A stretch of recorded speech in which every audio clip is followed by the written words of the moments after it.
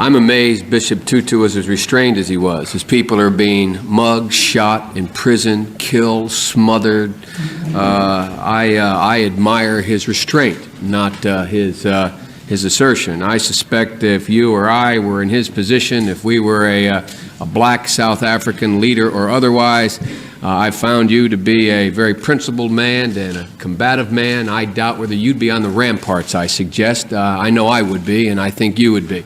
So I think he's been pretty restrained, number one. Number two, with regard to terrorism and necklaces. I'd have to disagree with you, Senator. Well, I think to say that President Reagan's statement yesterday was nauseating is not anything that I could agree with under any circumstances. I'm referring, not whether you agree with it or not, the frustration that he must feel. I'm surprised he hadn't said more. Of course he feels frustration. We all feel frustration. Yeah, but his people are what's dying. Coming through his here. people are dying. You feel frustration. They're dying.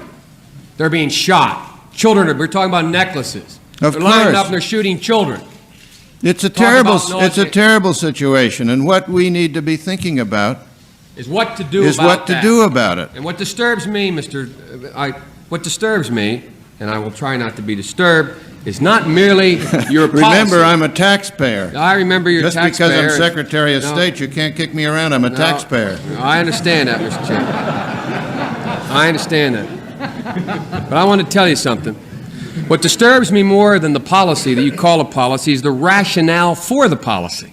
The rationale for the policy. You set out 4 principles that you adhere to, and then and I will go over them in a moment. Then you say on page 14, we must not become part of South Africa's problem. We must remain part of their solution. We must not aim to impose ourselves, our solutions, our favorites in South Africa. Damn it, we have favorites in South Africa. The favorites in South Africa are the people who are being repressed by that ugly white regime. We have favorites. Our loyalty is not to South Africa, it's to South Africans. And the South Africans are majority black, and they are being excoriated. It is not to some stupid puppet government over there. It is not to the Afrikaners regime. We have no loyalty to them. We have no loyalty to South Africa, to South Africans. And the fact of the matter is I listen to this rationale, first of all. It is the leaders of South Africa and their people, black and white, who have the majority responsibility. They must rise to it. Well, they are rising to it. They're rising to it. The only thing left available to them with that repulsive, repugnant regime of Afrikaners there. And it's the only way they have. They've tried everything for the last 20 years. They begged, they borrowed, they crawled, and now they're taking up arms. The second thing, progress toward peace requires a timetable. Timetable, elimination of apartheid. What's our timetable? What are we saying to that repugnant regime? Are we saying you've got 20 days, 20 months, 20 years? We ask them to put up a timetable. What's our timetable? Where do we stand morally? Thirdly, black South Africans, the choices before black South Africans are equally clear. We call on them to avoid easy descent into violence, terrorism, and extremism. To demonstrate by their action they understand the need for compromise. Hell, they've tried to compromise for 20 years. They've tried everything in their power. And look what's happened to them. They're being crushed. And then you say, the fourth principle is that our policies and those of our allies ensure that we expand political liberties in the post-apartheid South Africa.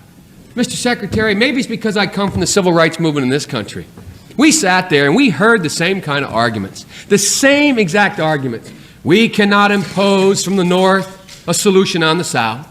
They must work out their problems, black and white, together. We cannot, as a nation, expose them to the economic ravages that will come. We must consider what will happen after segregation before we eliminate segregation.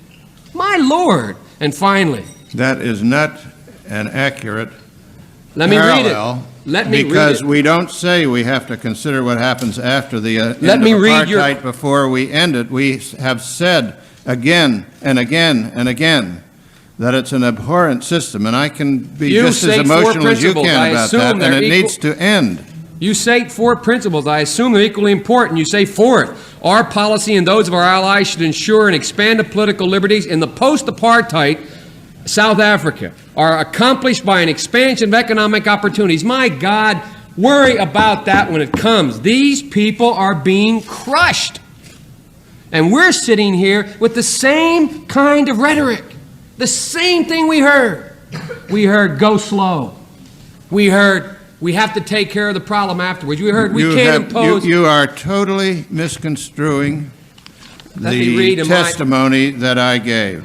Read first. Furthermore, Senator, let me say that I hate to hear a senator of the United States calling for violence. I'm not calling for That's violence. what you're doing.